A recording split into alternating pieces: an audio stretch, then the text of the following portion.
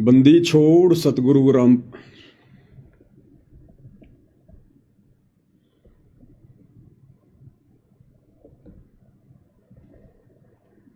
Cancel करके दोबारा कर ले।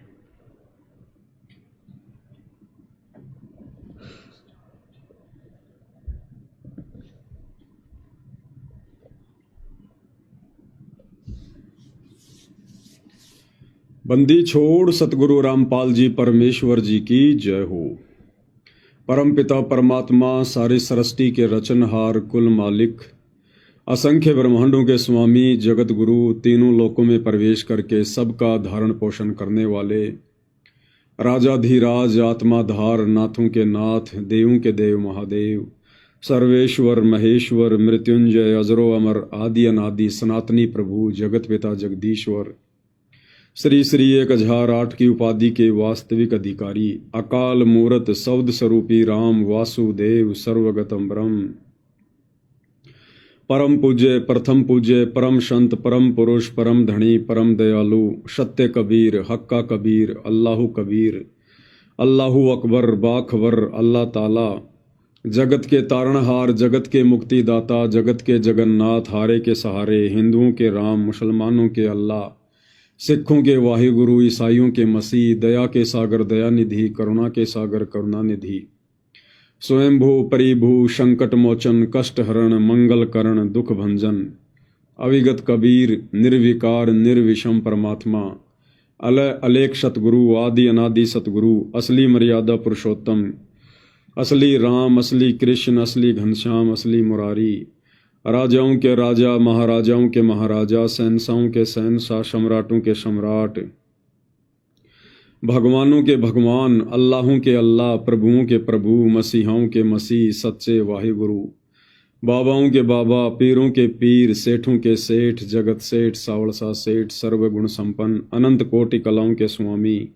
अनंत कोटि ब्रह्मांडों के नायक योगियों में महायोगी ध्यानियों में महाध्यानी सिद्धों में परम सिद्ध ज्ञानियों में तत्व ज्ञानी ब्रह्म ज्ञानी महाज्ञानी परम ज्ञानी सर्वश्रेष्ठ ज्ञानी विज्ञानी युवा कबीर समर्थ कबीर असमवात अमित ओजा सच्चे रहनुमा करीम अल्लाह शुभान अल्लाह दुनिया के अंतिम पैगंबर 8 सितंबर 1951 से गांव धनाना जिला सोनीपत हरियाणा भारतवर्ष की पावन भूमि पे प्रकट रियल कल्कि भगवान श्री नारायण साकार हरि श्री बाबा साहेब नूर अनंत परमात्मा सच्चे दरवेश सच्चे बाखबर संत श्रोमणी सतगुरु रामपाल जी परमेश्वर जी के चरण कमल में साध संगति से जुड़े हुए आप और हम सभी सत्सेवक भाई बहनों का अनंत कोटि दंडवत प्रणाम। सत्साई भाई और बहनों, बहुत बड़ी दया बहुत बड़ी मेहर पूज्य गुरुदेव भगवान की सतगुरु रामपाल जी परमेश्वर जी की जिनके शुभ आशीर्वाद से विशेष आशीर्वाद से आप और हम सभी सत्सेवक भाई बहन साध संगति से जुड़कर ज्ञान को आधार बनाकर हर प्रकार से मर्यादाओं में रहते हुए संघर्ष करते हुए निरंतर अपनी आत्मा के कल्याण हेतु गुरुदेव के प्रत्येक वचन में रहते हुए भक्ति मार्ग पर आगे की ओर बढ़ रहे हैं। भाई और बहनों, पूज्य गुरुदेव भगवान की विशेष रजा के बिना विशेष आशीर्वाद के बिना इस कलयुग की बिचली पीढ़ी में इस भक्ति मार्ग पर शास्त्र अनुकूल शत भक्ति मार्ग पर जो कि कांटों की सेज है, बड़े बड़े ऋषि मुनि साधु संत महात्मा आचार्य शंकराचार्य इस मार्ग पर नहीं टिक पाए नहीं चल पाए और इस घोर कलयुग में आप और हम जैसे दो कोटि के जीव निर्बाध रूप से बुलेट ट्रेन की तरह आगे बढ़ रहे हैं। तो ये इस बात का प्रतीक है, इस बात का सूचक है कि परमेश्वर रामपाल जी की आप और हम सभी सत्सेवक भाई बहनों के ऊपर असीम छप्पर फाड़ दया है और इस रजा को हम सभी ने इसी प्रकार से निरंतर बना के रखना है। भाई और बहनों, परमेश्वर रामपाल जी ने अपने भक्तों को केवल 2 ही कार्य बताए हैं। पहला कार्य है कि मर्यादा में रहकर इस भक्ति को सफल करना और दूसरा जितना हो सके इस ज्ञान का प्रचार करना, यानी महिमा करना। सतगुरु की महिमा करना सबसे बड़े प्रचार में आता है, सबसे बड़े प्रचार में। और ये दोनों कार्य गुरुदेव भगवान हम सभी सत्सेवकों से पिछले 8 वर्षों से करवा रहे हैं। तो ये भी एक विशेष संकेत है कि गुरुदेव भगवान की हम सभी के ऊपर विशेष रजा है। भाइयों और बहनों, इन दिनों सोशल मीडिया पर जो अखबार की कटिंग आ रही हैं सतगुरुदेव भगवान के विषय में कि कोर्ट ने उनकी जमानत का रास्ता साफ कर दिया है, अब सतगुरु रामपाल जी जमानत पर बाहर आ सकते हैं। तो भाइयों और बहनों, आप और हमें अच्छे से पता है, बाकी लोगों को पता हो या ना हो, कि परमेश्वर किन परिस्थितियों में बाहर आएंगे। वैसे देखा जाए ज्ञान आधार से तो वर्तमान में गुरुदेव भगवान के हिसार जेल से बाहर आने का जो समय है वो उचित समय नहीं है। हालांकि ये परमात्मा की अपनी मौज, उनकी अपनी मेहर, वो क्या करेंगे क्या नहीं करेंगे, लेकिन आप और हम तो जीव हैं और जीव केवल परिस्थितियों के अनुसार ही आंकलन लगा सकता है। तो जिस प्रकार से गुरुदेव भगवान के जेल से बाहर आने की बातें हो रही हैं जमानत पर, तो दास को तो ज्ञान आधार से यह लगता है कि परमात्मा मुश्किल ही रजा करेंगे, क्योंकि वर्तमान समय उनका हिसार जेल से बाहर आने का उचित समय नहीं है।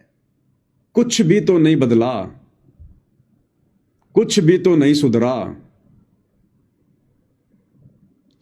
अभी तो परमेश्वर जिन भक्तों की आंखें खोलने के लिए गए थे, उन भक्तों की ही ढंग से आंखें नहीं खुली हैं। कुछ भी नहीं बदला अभी, कुछ भी। तो ज्ञान आधार से तो दास को लगता है कि बड़ा मुश्किल है इस समय परमेश्वर जी का बाहर आना। कोर्ट की तरफ से रास्ता साफ हो या ना हो, परमेश्वर कभी कोर्ट के भरोसे नहीं बैठा करते हैं। संत अपनी मर्जी के मालिक होते हैं, दुनिया उनकी गुलाम होती है। दुनिया में जज भी आ गया, वकील भी आ गया, प्रधानमंत्री भी आ गया, सब आ गए। तो कोर्ट की तरफ से अगर रास्ता साफ भी हो जाता है, और यदि गुरुदेव भगवान ना आना चाहें तो कोर्ट कोई जबरदस्ती बाहर नहीं कर सकता। परमात्मा है, परमात्मा कुछ भी कर सकता है, उनके संकेतों से सब कुछ चलता है। जब तक गुरुदेव भगवान का संकेत नहीं होगा तब तक जज की कलम कुछ नहीं कर सकती, कुछ भी। यहां के वकील, यहां के जज तो छोड़िएगा, इस पूरी पृथ्वी पर ना जाने 200, 250, 300 जितने भी देश हैं, उनमें हर देश का एक संविधान है, हर देश का एक सुप्रीम कोर्ट है। तो यहां के जज तो बहुत छोटी चीज हैं। तीनों लोगों का जज धर्मराज, उसकी कलम भी परमेश्वर रामपाल जी के संकेत से चलती है। तो हम सत्सेवक भाई बहन केवल वर्तमान परिस्थितियों के अनुसार आइडिया लगा सकते हैं कि फिलहाल परमेश्वर जी का हिसार जेल से बाहर आने का उचित समय नहीं है। परमेश्वर ने तो बहुत कुछ करना है, दूध का दूध और पानी का पानी करना है। ये जबरदस्ती तो भगवान करेंगे नहीं। और अब गुरुदेव भगवान यदि बाहर आते हैं तो गुरुदेव कोई पैरोल पर तो आएंगे नहीं कि 15 दिन के लिए आ गए, 20 दिन के लिए आ गए।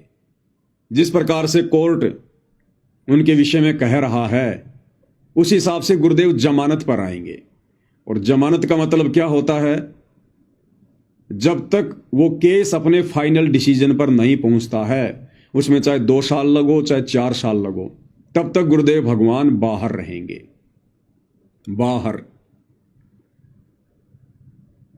और भाइयों और बहनों, ये तेजी से परिस्थितियां बिगड़ने का समय है। तेजी से परिस्थितियां बिगड़ेंगी और परमात्मा के भी कुछ नियम हैं, कुछ उसूल हैं। मालिक भी उन प्रकृति के नियमों के साथ में छेड़खानी नहीं करते हैं, जबरदस्ती तो किसी का बचाव करेंगे नहीं। तो ये दुनिया तो अपनी मौत मरेगी मरेगी, परेशानियां उठाएंगी। और गुरुदेव भगवान आश्रम में बैठे रहेंगे, सब कुछ देखते रहेंगे। और दुनिया कहेगी तुम लोग बड़ी बड़ी डींग मारा करते थे कि हमारे गुरुजी ये कर सकते हैं, हमारे गुरुजी वो कर सकते हैं। अब तो तुम्हारे गुरुजी जेल से बाहर आ गए, अरे अब तो तुम्हारे गुरुजी आश्रम में बैठे हैं। फिर क्यों नहीं तुम्हारे गुरुजी दुनिया को रात दे रहे? क्यों ना तुम्हारे गुरुजी परिस्थितियों को बदल रहे? तो दुनिया का और अविश्वास भक्ति और भगवान पे बढ़ता चला जाएगा। दूसरी बात, सतलोक आश्रम मैनेजमेंट हरियाणा जिसको सद्बुद्धि देने के लिए, जिसको अपनी गलतियों का एहसास करवाने के लिए, जो गलतियां सतलोक आश्रम वालों ने, गुरुदेव के कलयुगी परिवार ने, उनके बेटा बेटी भाई बंधु रिश्तेदारों ने बरवाला कांड से पहले की हुई हैं, बरवाला कांड के समय की थी और बरवाला कांड के बाद तो लगातार ही कर रहे हैं। परमात्मा उनको एक मौका देना चाहते हैं कि नालायकों, मेरे हिसार जेल से बाहर आने से पहले पहले सुधर जाओ, माफी मांग लो। लेकिन इन लोगों का तो कुछ भी नहीं सुधरा, ये तो उल्टा बिगड़ते चले जा रहे हैं। और परमेश्वर ने जो अपना यथार्थ मार्ग 13वां कबीर पंथ, जो साध संगतियां शुरू करवाई हैं, परमेश्वर ने अपनी विशेष आत्माओं को साध संगति से जोड़ा। और किस प्रकार से भक्ति मार्ग पर गुरु को प्रसन्न किया जाता है, गुरु की पूजा की जाती है, कैसे हमने मर्यादा में रहकर संघर्ष करते हुए गुरु को परमात्मा मानकर, ज्ञान को आधार बनाकर, घर को आश्रम बनाकर भक्ति करनी होती है। अपने हजारों बच्चों से परमेश्वर वो भक्ति क्रिया करवा रहे हैं। अब यदि इन परिस्थितियों में गुरुदेव भगवान आ जाते हैं और यदि उनका आदेश हो जाता है सभी के लिए आश्रम में आने का, तो भाई और बहनों, गुड़ और गोबर एक हो जाएगा। गधे और घोड़े एक ही खूंटे से बन जाएंगे। फिर क्या निष्कर्ष निकला, क्या फायदा निकला? जो परमेश्वर ने लाखों की संगत में से अपने चंद हीरे मोती लाल छांट कर जो साध संगति से जोड़े थे, अगर उनको भी आश्रमों में जाकर वही क्रिया करनी है, घिसी पिटी 12वें पंथ की भक्ति करनी है, आधी अधूरी पतिव्रता पद की भक्ति को छोड़कर सबका जयकारा लगाना, सबको दंडवत करना, सबके जो है प्रकट दिवस मनाना, सबके बोध दिवस मनाना, फिर क्या फर्क रह जाएगा गधे और घोड़ों में? और दूसरी तरफ कोर्ट के नियम अनुसार जो जमानत मिलनी है, तो नियम भाई और बहनों आपने पढ़े ही होंगे।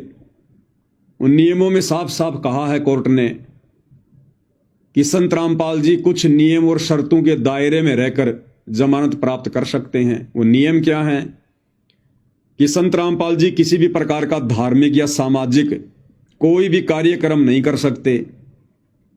संत रामपाल जी भक्तों की भीड़ इकट्ठा नहीं कर सकते। संत रामपाल जी कोई प्रवचन नहीं कर सकते, सत्संग नहीं कर सकते। अब भाई और बहनों, संत आता किस लिए धरती पर? परमात्मा आते किस लिए धरती पर? सत्संग करने के लिए, उपदेश देने के लिए, धर्म यज्ञ करवाने के लिए, भंडारे करवाने के लिए। और उन कार्यों के लिए हाई कोर्ट मना कर रहा है कानून के नियम अनुसार। तो परमेश्वर फिर जेल से बाहर आके क्या करेंगे? फिर जेल से बाहर आके क्या करेंगे परमेश्वर? भक्तों को बुला नहीं सकते, भक्तों को इकट्ठा नहीं कर सकते। अगर भक्तों की भीड़ इकट्ठा कर ली और किसी ने सूचना दे दी तो कोर्ट उनकी जमानत फिर से रद्द कर देगा। धार्मिक भंडारे कर नहीं सकते, सत्संग कर नहीं सकते। तो जब सत्संग भंडारे नहीं करेगा, जब संत भंडारे नहीं करेगा, सत्संग नहीं करेगा, अपने भक्तों को बुलाकर प्रवचन नहीं करेगा, तो फिर संत और क्या करेगा? तो फिर ऐसी जेल और ऐसा आश्रम उनके लिए तो, क्योंकि संतों के लिए तो ना कोई जेल मायने रखती, ना कोई आश्रम मायने रखता। वो तो लाभ हानि सुख दुख में एक समान ही महसूस करते हैं। तो भाई और बहनों, इन वर्तमान सभी परिस्थितियों को मद्देनजर रखते हुए दास को तो यही समझ में आ रहा है कि गुरुदेव का कलयुगी परिवार भले ही अपने आप को शाना समझकर, अपने आप को चतुर समझकर और तमाम मर्यादाओं को दरकिनार करते हुए, राजनेताओं की चापलूसी करते हुए, क्योंकि ये लोग इसीलिए तो ये सारा काम कर रहे थे। मुख्यमंत्री की रैलियों में भक्तों को भेजना, हरियाणा रोडवेज की बसों में भक्तों को भर भर के, जैसा बीजेपी सरकार ने कहा वहां भक्तों को भेजना, ये चापलूसी इसलिए तो की जा रही थी कि हमारे गुरुजी को बीजेपी सरकार जमानत दिलवा दे। तो भाई और बहनों, किसी भी सरकार के रहमो करम पर दास को नहीं लगता कि हमारे भगवान जमानत पर आएंगे। अगर आ गए तो उनके कलयुगी परिवार में एक अहंकार उत्पन्न हो जाएगा, एक बहुत भयंकर जो रोग है मान बढ़ाई, अहंकार, कि हमने प्रयास किया, हमने कोशिश की, तब कहीं जाकर गुरुजी जेल से बाहर आए हैं। तो परमात्मा की तो कोशिश है अहंकारियों के अहंकार को तोड़ना।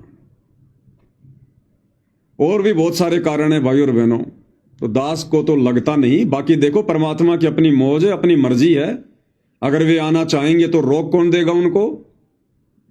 फिर हम सब के आइडियाज, हम सब के आंकलन धरे के धरे रह जाते हैं, क्योंकि फिर उनकी मर्जी के आगे किसी की नहीं चलती है। लेकिन दास तो परिस्थितियों के अनुसार बता रहा है। अब भाई और बहनों, दूसरा, अगर गुरुदेव के लड़कों के प्रयासों से और बीजेपी सरकार के सहयोग से अगर गुरुदेव भगवान जमानत पर बाहर आते हैं तो रहेंगे कहां, जाएंगे कहां? भाई जो लोग जमानत करवा के ला रहे हैं उन्हीं लोगों के पास जाएंगे। और ये कहां लेके जाएंगे? इन्होंने तो पहले से ही पब्लिसिटी कर रखी है, विश्व का सबसे बड़ा आश्रम धनाना आश्रम, सबसे बड़ा आश्रम धनाना आश्रम। तो गुरुदेव को ये कहां लेकर जाएंगे? धनाना आश्रम में लेके जाएंगे। और जहां गुरुदेव रहेंगे वहां वो प्रवचन नहीं कर सकते, जमानत के नियम अनुसार भक्तों को इकट्ठा नहीं कर सकते। और यदि इकट्ठा किया, भीड़ जमा हुई, तो तुरंत न्यूज जाएगी, तुरंत समाचार जाएगा प्रशासन के पास में। क्योंकि जो प्रशासन के जो मुखबिर होते हैं, उनके जो एजेंट होते हैं, वो हर प्रकार की खबर रखते हैं। तो जमानत कैंसिल। और ये संगत रुकने वाली नहीं है, ये संगत रुकने वाली नहीं है। ये जो भीड़ इकट्ठा कर दी गई है इन आश्रमों में, ये भीड़ अपने कोऑर्डिनेटरों के कहने से नहीं रुकने वाली। अगर इस बात का पता चल गया कि गुरुजी धनाना आश्रम में आ गए, तो ये कोऑर्डिनेटर चाहे कितने पीले पर्चे निकाल देना, फिर कितनी ऑडियो डाल देना, कितना ही धमका लेना, ये अंध भगत हैं, अंध भगत। फिर ये नहीं रुकने वाले जब इनको पता चल जाएगा कि गुरुजी धनाना आश्रम में आ गए। फिर ये जैसे तैसे कुछ भी करके आना पड़े इनको, ये भीड़ आएगी फिर तगड़ी। ये नहीं सुनेंगे फिर तुम्हारी बातें, क्योंकि ये अंध भगत हैं, ये सत्सेवक नहीं है, ज्ञानी आत्मा नहीं है, ये अंध भगतों की फौज तुम लोगों ने जमा कर दी।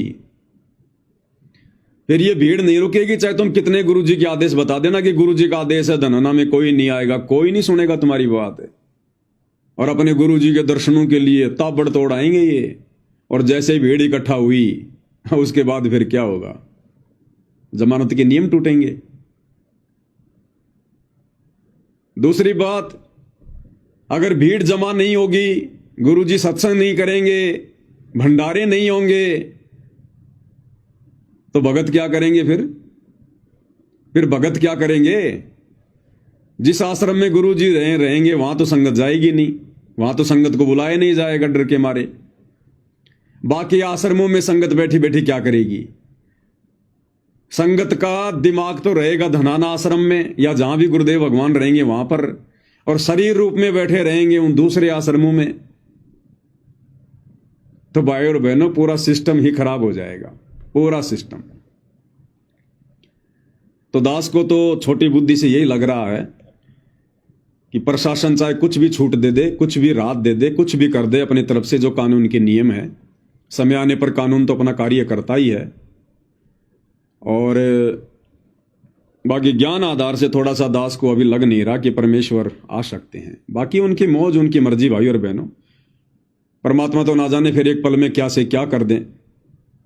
समर्थ है धरती पर, प्रशासन को पता भी नहीं चले और भंडारे भी होते रहे, भीड़ भी आती रहे, क्योंकि है तो भगवान वही धरती पर जो 650 साल पहले था।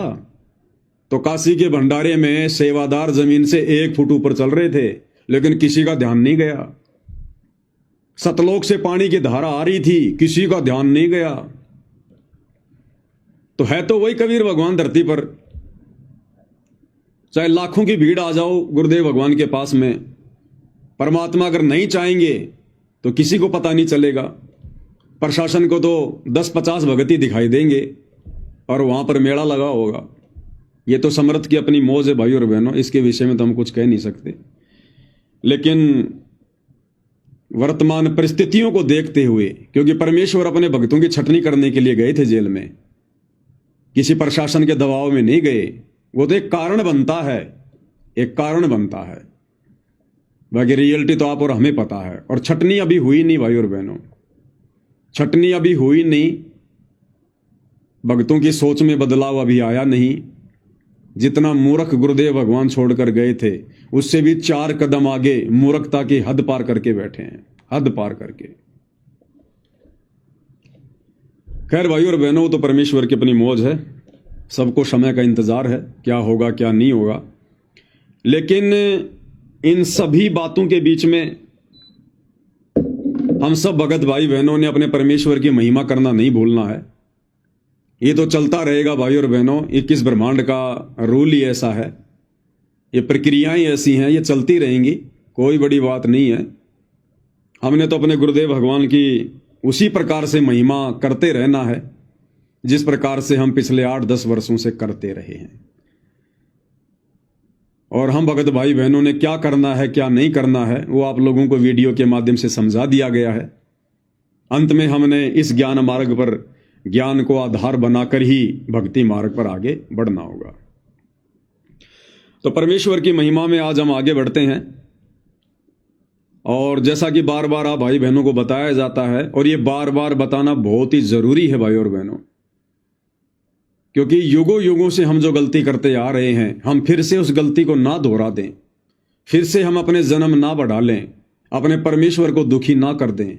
उसके लिए हमने बारंबार उन पिछली गलतियों को दोहराना शिक्षात्मक रूप से बहुत जरूरी है। और सबसे बड़ी गलती क्या रही हमारी युगों युगों से? हमने गुरु को परमात्मा नहीं माना, केवल अपना गुरु मानकर छोड़ दिया, एक संत मानकर छोड़ दिया, उन्हें कबीर नहीं माना, परमात्मा नहीं माना। तो ये गलती हम भाई बहन वर्तमान में नहीं दोहराएंगे बिल्कुल भी। इसीलिए गुरुदेव भगवान ने इस कलयुग की पिछली पीढ़ी में आकर हमें ये सत उपदेश दिया है, हमें ये तत्व ज्ञान दिया है, हमें झेरे कुएं से निकालकर परमेश्वर ने अमृत पिलाया है। तो भला अब हम इस अमृत को कैसे बर्बाद होने देंगे? तो परमेश्वर हमें इसी दिशा में आगे बढ़ाते हुए अपने सत्संग के माध्यम से और अधिक दृढ़ करते हुए क्या कह रहे हैं कि योगी कौन होता है? योगी, योगी यानी भगत। आध्यात्मिक भाषा में योगी को कहते हैं भगत। और हमने सोच लिया कि योगी वो होता है जो योग क्रिया करता है, जैसे बाबा रामदेव करता है, कभी पेट को हिला देता है, कभी ऊपर को पैर कर लेता है। तो हमने सोच लिया योगी वो होता है जो योग करता है।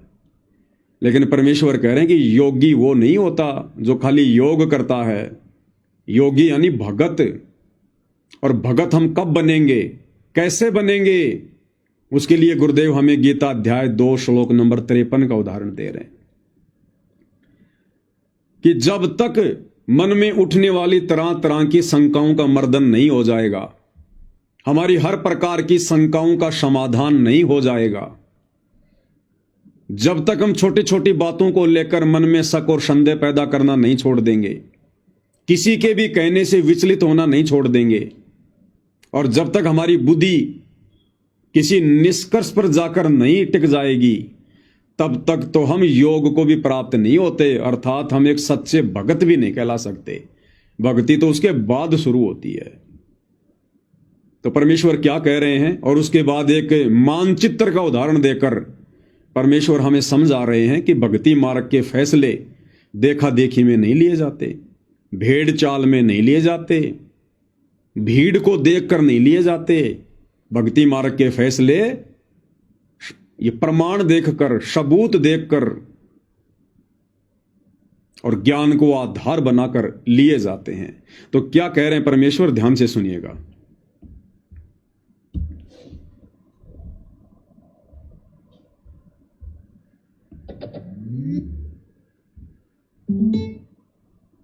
जो वेद बताते हैं वही हमारे हमारे वो महापुरुष बताते हैं जिनको भगवान मिले। तो इस ज्ञान को सुनने के बाद फिर आप संशय रहित हो जाओगे। और श्रीमद् भगवत गीता अध्याय नंबर 2 के श्लोक नंबर 53 में यही कहा कि अर्जुन, जिस समय तेरी बुद्धि नाना प्रकार के भ्रमित करने वाले ज्ञान वचनों से हटकर एक परमात्म ज्ञान पर, तत्व ज्ञान पर आश्रित हो जाएगी, यानी फाइनल हो जाएगी, तब तो तू योग को प्राप्त होगा। योग प्राप्त होना यानी योगी बनेगा। योगी माने भगत बनेगा। योगी ये नहीं होता जो पेट का पानी हिला दे, ऊपर न पैर कर लिए नीचे न कर लिए, ये तो एक शारीरिक एक्सरसाइज है। योग का अर्थ है भक्त, परमात्मा से मिलने की प्रयत्न करने वाला, नहीं परमात्मा से योग करने वाला, मेल करने के लिए जो प्रयत्नशील है उसको योगी कहते हैं, भक्त कहते हैं। तब तक तू भगत बनेगा। और भगत भी तभी बनोगे जब आप कभी निसंशय होकर लग जाओगे। फिर तो कोई आ जाओ आपके सामने, आप ज्ञान में उससे विचलित नहीं हो सकते, वो चाहे मानो चाहे ना मानो वो बात। अभी तक भाई और बहनों, संगत में यदि असल में कोई योगी बना है, कोई योग को प्राप्त हुआ है, यदि परमात्मा से मेल करने की दिशा में कोई आगे बढ़ रहा है, केवल सत्सेवक भाई बहन है जो किसी भी बात को लेकर भ्रमित नहीं होते, संशय वाली स्थिति में नहीं होते। हमारा जो मत है हमेशा वो क्लियर रहता है, साफ सुथरा रहता है कि हमने क्या करना है, कैसे करना है।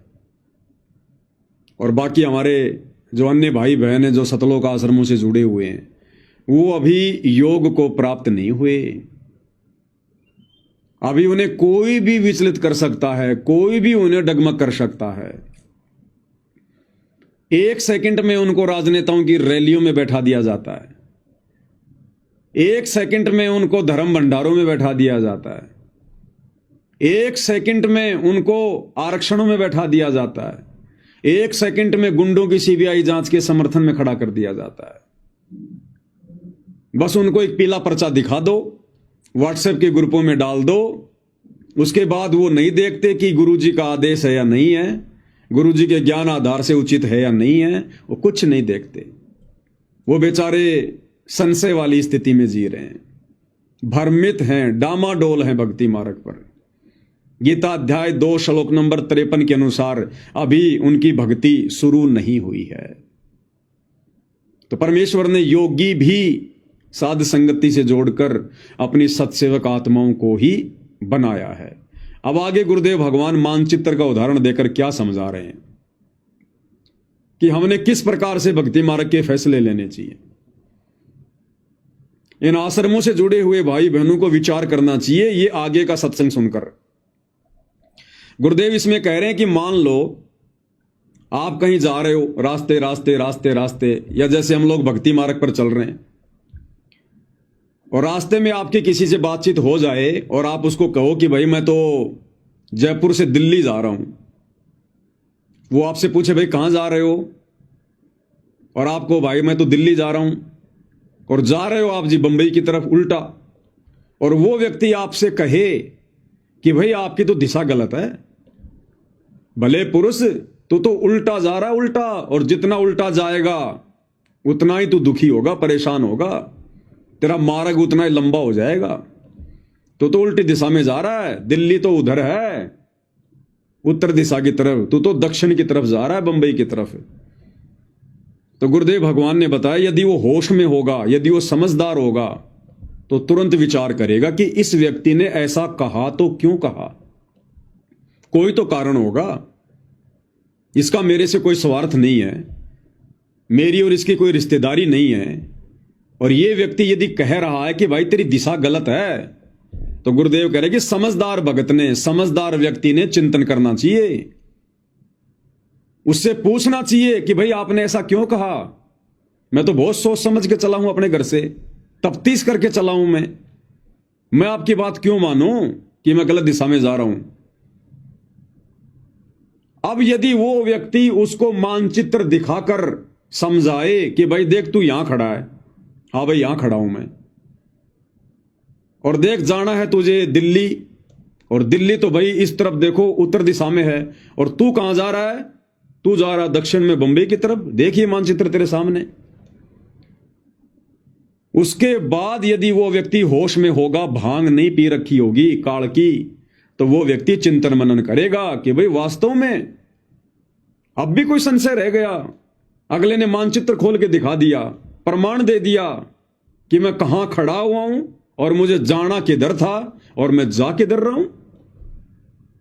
उसने फिर उस व्यक्ति का धन्यवाद करना चाहिए कि आपने मेरा समय बचा दिया। इसी प्रकार भक्ति मार्ग पर गुरुदेव भगवान समझा रहे हैं कि भक्ति मार्ग पर यदि आपकी दिशा गलत है, आप यदि अपने गुरुदेव के नियमों के विरुद्ध चल रहे हैं, भक्ति विरुद्ध कार्य कर रहे हैं, और यदि कोई सत्सेवक भाई बहन साथ संगति वाले रोका टोकी करते हैं, वीडियो बनाकर तुम्हें समझाते हैं कि तुम्हारी दिशा गलत है, तुम सही नहीं जा रहे। गुरुदेव ने हमें जिस भक्ति वाली दिशा में जाने के लिए बताया है, जिन नियमों को फॉलो करने के लिए समझाया है, तुम उसके विपरीत जा रहे हो, तुम भ्रमित हो भाई, भ्रमित। अब गुरुदेव ने बताया अगर वो समझदार भगत होगा तो तुरंत विचार करेगा और कहेगा भाई आपने ये बात क्यों कही, मेरे को तो मेरे कोऑर्डिनेटर ने यही बताया है कि गुरुजी का आदेश है, देखो पीड़ा पर्चा आ गया, हमने राजनीति करनी है, परशुराम जी की जयंती में जाना है, सिरसा अनाज मंडी कबीर जी की जयंती मनानी है, अयोध्या में भंडारा लगाना है, जाटों के आरक्षण में बैठना है, गुंडों की सीबीआई जांच में जाना है, समर्थन करना है, 5 लाख रुपए चंदे के रूप में देने हैं, जाटों की धर्मशाला बनानी है, अन्नपूर्णा योजना के तहत गांव गांव जाकर आलू प्याज टमाटर बांटना है, लोगों के मकान बनाने हैं। आप कैसे कह रहे हो, हमारे कोऑर्डिनेटर ने तो यही बताया। अब यदि सत्सेवक भाई बहन आपको मानचित्र दिखा देते हैं, रियल भक्ति का संविधान की गुरु ने क्या बताया, भाई तेरा कोऑर्डिनेटर गुरु है या सतगुरु रामपाल जी हैं? भाई सतगुरु रामपाल जी हैं, तो सतगुरु रामपाल जी ने जो भक्ति विधि बताई है, भगत की जो रहनी करनी बताई है, क्या करना है क्या नहीं करना है, कौन से कर्म करने हैं कौन से कर्म छोड़ने हैं, अगर तुझे वो बता दिए जाएं, वो नियम बता दिए जाएं, तुझे वो विधान तेरे सामने रख दिया जाए, तब तो मानेगा। तो समझदार भगत तो कहेगा हाँ भाई फिर तो मानना ही पड़ेगा, फिर मैं कोऑर्डिनेटर की क्यों मानूंगा, मैं तो अपने भगवान की मानूंगा। तो गुरुदेव भगवान का संविधान है, उनके सत्संग, उनके द्वारा लिखी गई पुस्तकें, अगर वो उसको दिखा दिए जाए, समझा दिया जाए कि देख गुरुदेव भगवान ने क्या क्या आदेश दे रखा है सत्संगों में, नियमों में, और देख बावड़े ये तेरे कोऑर्डिनेटर, ये गुरुदेव का कलयुगी परिवार, ये देख काल प्रेरणा से तेरी सारी मर्यादा तोड़वा रहे हैं। अगर भगवान राजनीति करवाएगा अपने भक्तों से, तो भक्ति क्या फिर आसाराम बापू करवाएगा? तो फिर उस भगत ने विचार करना चाहिए कि बात तो सही है भाई, अरे मैं जुड़ा भक्ति मार्ग पर अपने आत्म कल्याण के लिए, मोक्ष के लिए, और मोक्ष होगा सतगुरु के भक्ति विधान पर चलने से, उनकी मर्यादाओं में रहने से, और मैं मर्यादाओं को तोड़कर आगे बढ़ रहा हूं और सोच रहा हूं मैं सतलोक जाऊंगा, ये तो कभी नहीं हो सकता। तो गुरुदेव ने बताया कि जो रियल में जो भगत बीज होगा, अच्छी आत्मा होगी, वो तो विचार करेगी, और जो मूर्ख होगा ना, मूर्ख अज्ञानी प्राणी होगा, जिसके संस्कार कमजोर होंगे, उसको यदि कोई सच्ची बात बताई जाएगी तो वो लड़ेगा, झगड़ेगा कि तेरे को क्या लेना देना है, मैं ठीक जा रहा हूं, तू अपना काम कर, आया बड़ा ज्ञानी ज्ञान देने के लिए।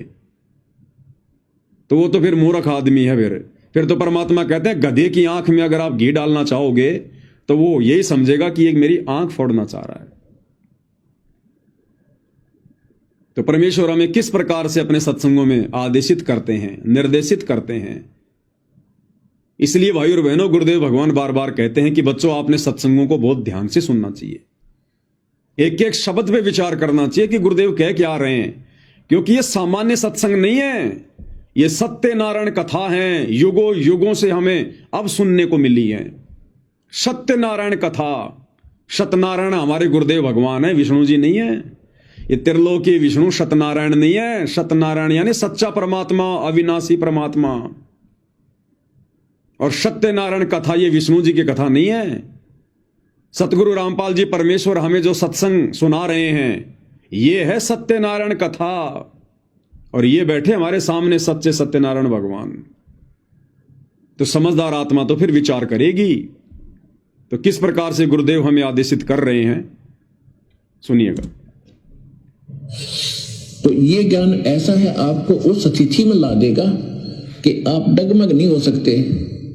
इसके अतिरिक्त विश्व में आपको ज्ञान और भगवान दिखाई नहीं देगा, स्वप्न में भी। और तभी आप दृढ़ होगे।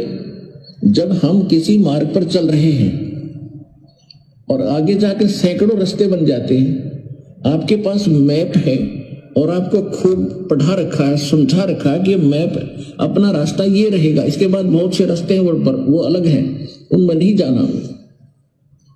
तो फिर आप कैसे मिसगाइड हो जाओगे? तो ये जो ज्ञान आपको दिया जा रहा है, सतलोक जाने का एक मैप आपके सामने रखा जा रहा है।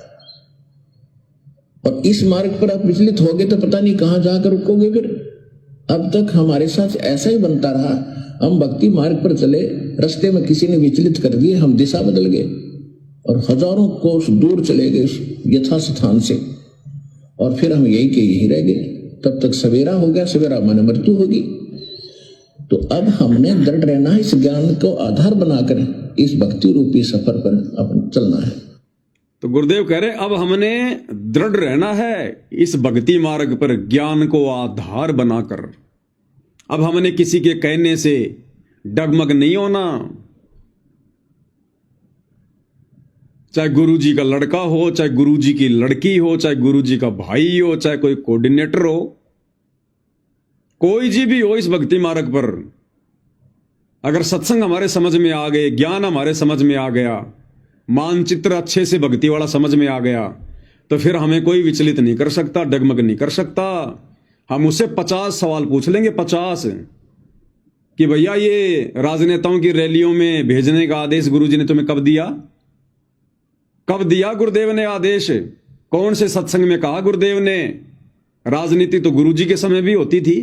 गुरुजी ने तो कभी भी अपने भक्तों को मोदी की रैली में या मुख्यमंत्री की रैलियों में नहीं भेजा, परशुराम की जयंती में नहीं भेजा।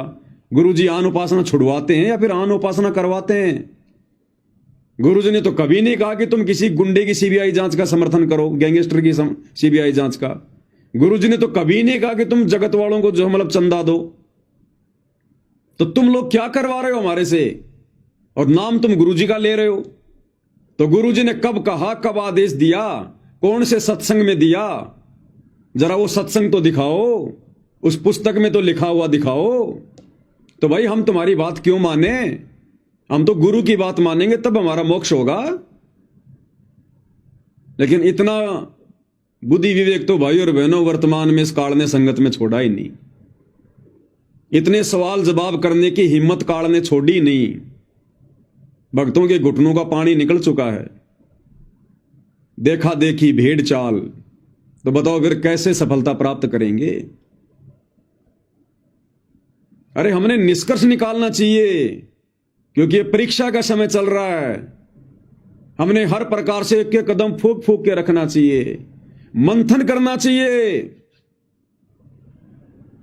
वैसे भी आम समाज में एक समझदार व्यक्ति होता है ना, और उसको यदि कोई बात पूछी जाती है वो भी तुरंत जवाब नहीं देता। समझदार व्यक्ति क्या करेगा? ठीक है भाई, थोड़ा सा मेरे को समय दो, 1-2 दिन का, सोच समझ के फिर मैं बताऊंगा। जगत वाले भी इतना बुद्धि विवेक से चलते हैं, और हम भगत होकर हमें आश्रम में बुला लिया गया कि गुरुजी के दर्शन होंगे, गुरुजी लाइव दर्शन देंगे, आ जाओ आ जाओ आ जाओ। दौड़ लियो भगत। चलो वो तो ठीक है भाई, गुरुजी दर्शन दे रहे हैं, बहुत अच्छी बात है, दौड़ लिए, आ गए आश्रम में। रात के 12 बजे फिर तुम्हारे को हरियाणा रोडवेज की बसों में बैठाया जा रहा है कि बैठो बैठो बैठो, और कोई सवाल जवाब ही नहीं कर रहा। भाई कहां ले जा रहे हो? अरे कहां ले जाके पटकोगे, कहां ले जाके छोड़ोगे, ये तो बता दो। नहीं नहीं नहीं, चलो चलो बाद में बताएंगे, गुरुजी का आदेश है, गुरुजी का आदेश है, सेवा सेवा सेवा। अरे भाई कौन सी सेवा, कैसी सेवा? आश्रम के बाहर कौन सी सेवा आ गई? जब तक वो क्लियर नहीं करते तब तक आप लोगों ने बैठना नहीं चाहिए था उन बसों में। लेकिन भेड़ चाल है भाई और बहनों। भेड़ों को यदि कोई ट्रक में डालता तो भेड़े सवाल जवाब नहीं करती हैं, वो तो एक दूसरे के ऊपर सेट हो जाती हैं। अब भाई और बहनों, ज्ञान आधार से यदि हम निष्कर्ष निकालें तो निष्कर्ष भी गुरुदेव के सत्संगों को आधार बनाकर ही निकाला जाएगा, दूसरा कोई तरीका नहीं है, क्योंकि ये ज्ञान मार्ग है।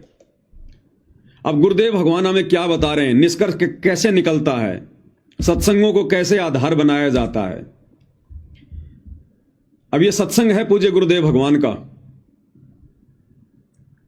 अब गुरुदेव भगवान हमें गीता जी के कुछ श्लोक पढ़ा रहे हैं। अब मात्र ये श्लोक नहीं है, गुरुदेव केवल हमारे को श्लोक ही नहीं समझा रहे, बैकग्राउंड में ना जाने कितनी शिक्षाएं हैं। इस पॉइंट को आधार बनाकर जो गुरुदेव समझा रहे हैं, हम कहां अपना बचाव कर सकते हैं। इसमें गुरुदेव भगवान हमें गीता अध्याय 8 श्लोक नंबर 17 का हवाला दे रहे हैं, गीता जी को दिखाकर। और इसमें गीता ज्ञानदाता कह रहा है कि मुझे प्राप्त होकर फिर कभी प्राणी का जन्म और मरण नहीं होता। कौन कह रहा है? ब्रह्म, गीता ज्ञानदाता काल, कि अर्जुन मुझे प्राप्त होकर, यानी मुझ ब्रह्म को प्राप्त होकर, जो मैं ब्रह्म लोक में रहता हूं, मेरा ओम नाम है, मुझको प्राप्त होकर ये प्राणी फिर कभी जन्म और मरण में नहीं आता। गीता अध्याय 8 श्लोक नंबर 17। अब गुरुदेव भगवान क्या कह रहे हैं कि बच्चों, इन गीता अनुवादकों को गीता जी का अनुवाद करना नहीं आया, और जहां जहां इस काल ने बकवाद करी है, इन लोगों को ना तो समझ में आई, फिर दूसरों को यह समझा कैसे सकते थे।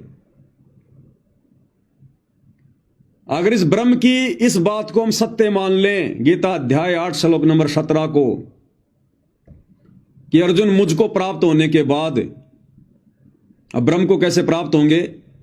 जब विधि विधान अनुसार इसकी ओम नाम की साधना करेंगे, और जो मर्यादा है वो मर्यादा में रहेंगे, तो इसके ब्रह्मलोक में जाएंगे। ब्रह्मलोक में ये काल रहता है, तो हम इसको ब्रह्म को प्राप्त हो जाएंगे। तो अगर गीता अध्याय 8 श्लोक 17 के अनुसार अगर इस काल की इस बात को हम सत्य माने कि मुझको प्राप्त होने के बाद में ये प्राणी कभी जन्म मरण में नहीं आता, तो फिर गुरुदेव भगवान कह रहे हैं फिर तो भैया वो गीता का अध्याय 4 श्लोक 5 और 9, 12 का 2, 10 का 2, फिर तो वो 4 श्लोक फेल हो जाएंगे। अगर 8 के 17 को सही मान के चलें कि ब्रह्म प्राप्ति के बाद में जन्म और मरण नहीं होता, तो फिर गीता अध्याय 4 श्लोक 5, गीता अध्याय 4 श्लोक 9, गीता अध्याय 10 श्लोक 2, गीता अध्याय 12 श्लोक 2, गीता अध्याय 2 श्लोक नंबर 17 कि अविनाशी तो उसको जान जिसको मारने में कोई सक्षम नहीं। और बाकी श्लोकों में क्या लिखा हुआ है कि अर्जुन तेरे और मेरे भी बहुत जन्म हो चुके हैं, तू नहीं जानता मैं जानता हूं, मेरे जन्म और मरण अलौकिक हैं। अगर 8 के 17 को सही मान लें कि ब्रह्म की भक्ति करने से जन्म और मरण समाप्त हो जाता है, जीव कभी मृत्यु में नहीं आता, दोबारा जन्म नहीं होता, तो फिर बाकी श्लोक पहले वाले वो गलत साबित हो जाएंगे। तो इसी प्रकार भाई और बहनों, पहले आप ये सुनिएगा, फिर आगे भक्ति मार्ग में हम इसका विश्लेषण करेंगे।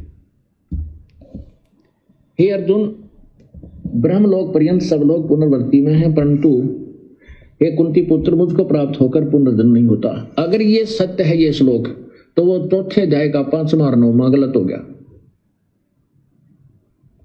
और 15वें अध्याय का 16वां और 17वां भी गलत हो गया, और फिर 18वें अध्याय का 62वां, 15वें अध्याय का 4, 1 से लेकर 4, वो सारे श्लोक गलत सिद्ध हो जाते हैं। नहीं, ये समझन का अंतर है। यहां वो क्या कहना चाहता है कि जो इस मेरे प्रोसीजर को नहीं होते वो मुझे प्राप्त हो जाते हैं, तो मेरे प्राप्त होने वाले को भी जन्म मृत्यु में रहना ही पड़ता, जो ये बात नहीं जानते।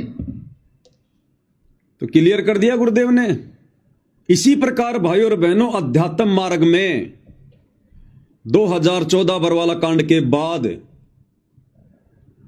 गुरुदेव भगवान के कलयुगी परिवार ने, इन कोऑर्डिनेटरों ने भगत समाज से जो जो मर्यादा विरुद्ध ये कर्म करवाए हैं, और आदेश किसका बताया? गुरुदेव का, भगवान का, परमात्मा का, कि गुरु जी का आदेश है। हमने 2019 में कांग्रेस सरकार को फुल समर्थन करना है, कांग्रेस सरकार को जिताना है, बीजेपी को हराना है।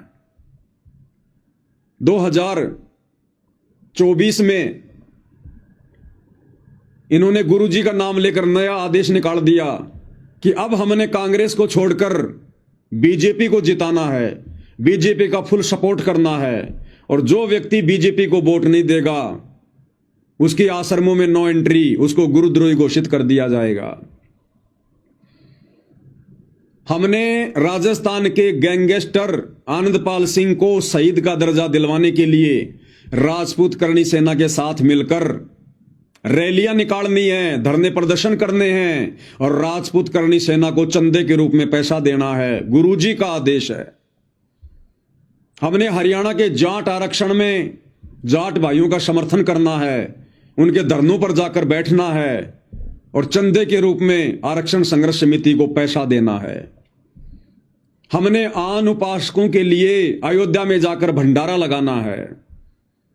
हरियाणा के गोहाना के सोनीपत में जाट धर्मशाला का 5वां फ्लोर बनाना है। गुरुजी का आदेश है, 1 करोड़ रुपया लगेगा। परशुराम की जयंती में जाना है जो कि आन उपासना के अंतर्गत आती है। कबीर जयंती में जाना है, सिरसा अनाज मंडी जो कि आन उपासना के अंतर्गत आती है। हमने गांव गांव जाकर लोगों को राशन बांटना है, उनके मकान बनाने हैं जो कि परमेश्वर के विधान के खिलाफ है।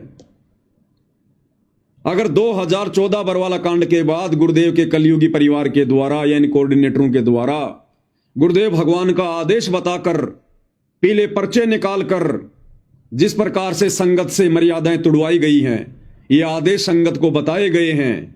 यदि भाइयों और बहनों हम इन तमाम आदेशों को यदि गुरुदेव भगवान का आदेश माने तो भाइयों और बहनों फिर 2014 बरवाला कांड से पहले गुरुदेव भगवान ने हमें जितना भी ज्ञान दिया, जितना भी भक्ति विधान बताया, जितने भी नियम बताए, फिर भाइयों और बहनों सारे गलत सिद्ध हो जाते हैं, गलत साबित हो जाते हैं।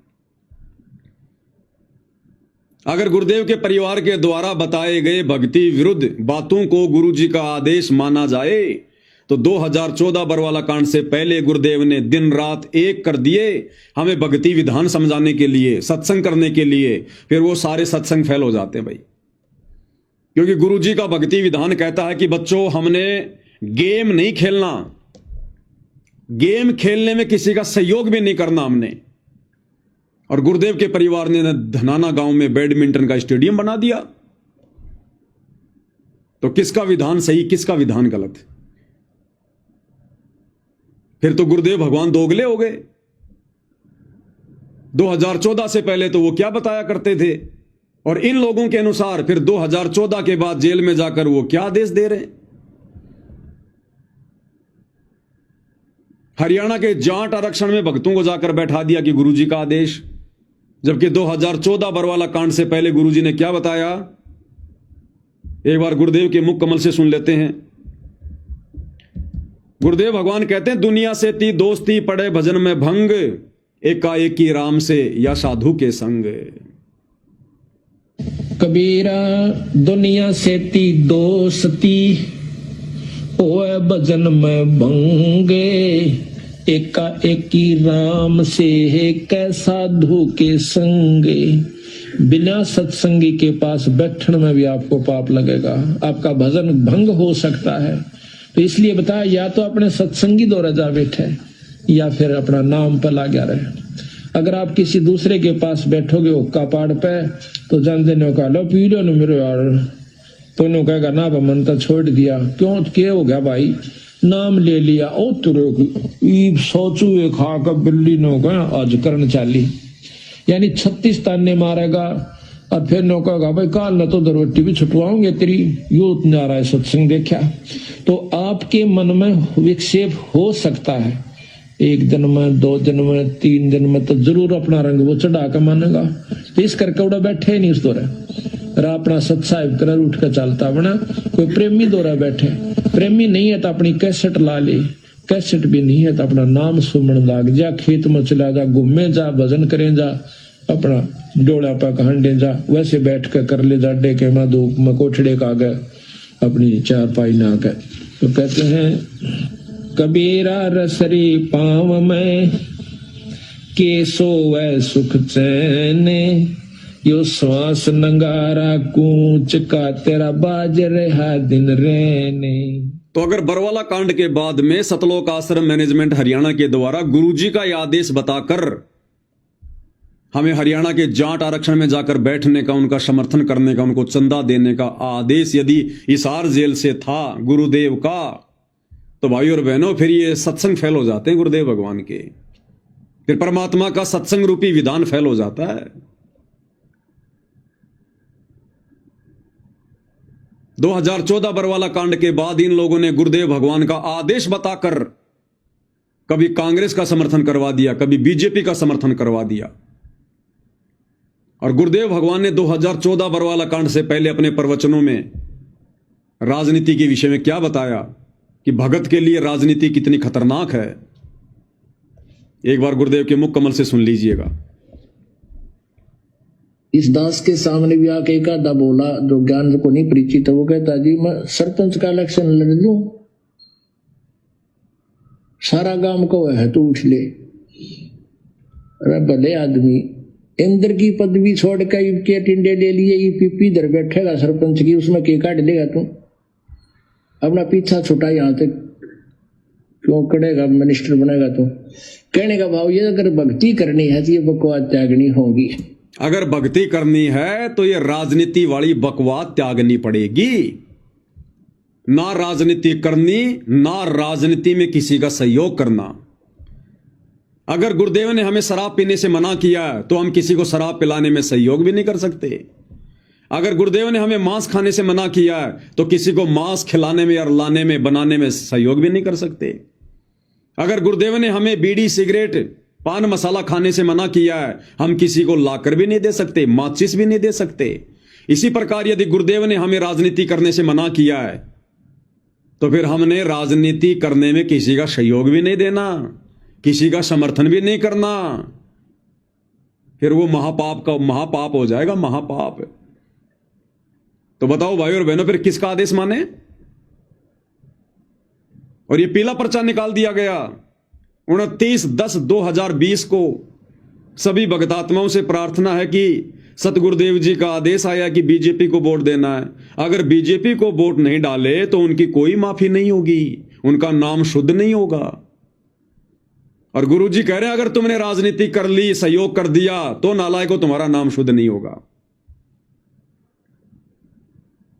तो भाई और बहनों, यह समाधान हमने गुरुदेव के सत्संगों में निकालना पड़ेगा।